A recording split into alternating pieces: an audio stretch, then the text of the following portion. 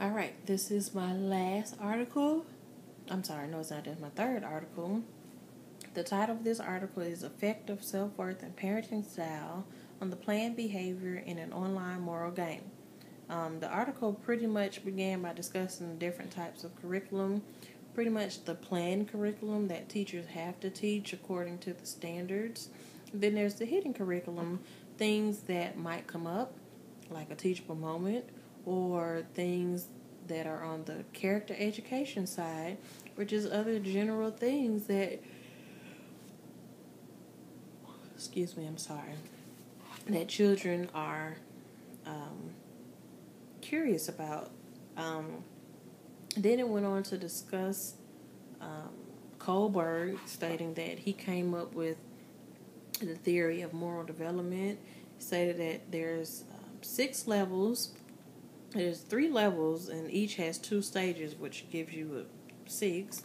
The first level is pre-conventional, which is pretty much egocentric. You're not thinking about the views and opinions of others. You're just thinking about yourself. And then it eventually leads to post-conventional, when you're thinking about justice and individual rights for people as a whole instead of just yourself. Um, the Then it went on to talk about the different types of parenting styles. It was authoritative, authoritarian, indulgent, and neglectful. And I, in my portfolio, made the statement that if you're a parent, your parenting style might carry over into the classroom. So that's something to be aware about and to think about. Hopefully you're not the neglectful type of parent, because then that means you might be a neglectful teacher, and I'm pretty sure that's not going to be allowed in the school system. Whereas if you're authoritarian, it's pretty much your way or the highway. Might work, it might not work, but I think the best way to be would be, indulgent. You set your, well, maybe authoritarian. You set your ground rules, and you take the consideration of others into play, but at the end of the day, you kind of make the decision. In the article, the children had to play a game. It was titled "To Do or Not to Do." They were presented with a problem, and they had to persist in solving it. It was a moral dilemma, so they had to morally solve the problem.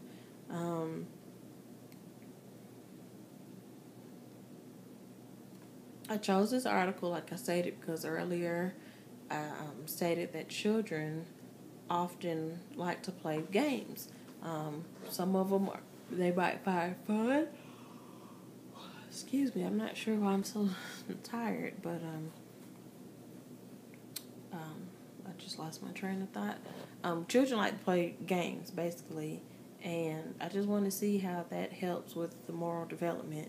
Um, the article said that, what the authors wanted us to know was that families have the tendency to play an important part in their child's education, especially their moral development.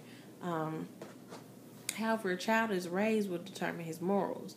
So if a parent pretty much has no morals, then a child is not going to know any better, because they're the environment that they're in, as compared to a child that they have morals, values, and beliefs, and their parents have sat with them and taught them different things.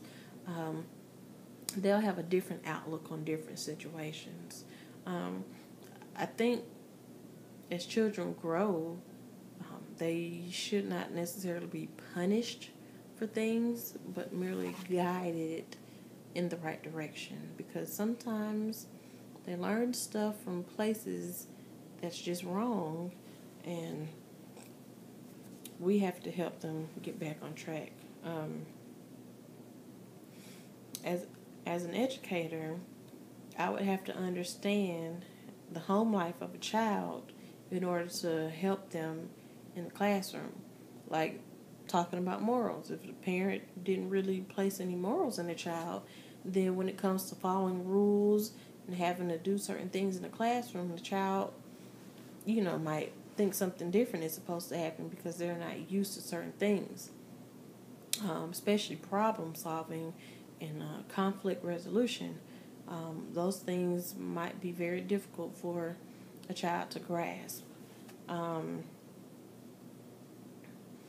from the article, it said that the children liked playing the games, and when they played it, they had good outcomes. They became self motivated. They wanted to work.